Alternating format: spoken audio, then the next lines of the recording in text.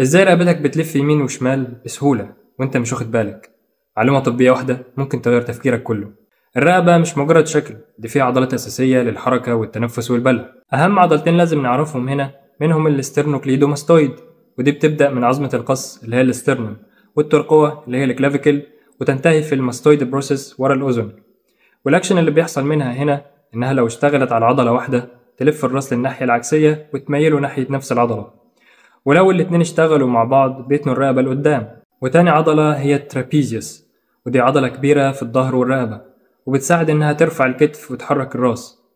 والعصب اللي بيغذيهم هو السباينال اكسسوري نيرف. غير كده في عضلات صغيرة زي السوبرا هايويد ماسلز، ودي بترفع اللسان والعظم اللامي أثناء البلع. كمان الانفرا هايويد ماسلز، ودي بتنزل العظم اللامي بعد البلع وتثبت الرقبة. تفتكر لو عضلة الاسترنوكليدوماستويد حصل فيها مشكلة، حياتك اليومية في الحركة أو حتى التنفس هتتأثر إزاي؟ قول لنا رأيك في الكومنتس، ومتنساش تعمل لايك وفولو، والسلام عليكم.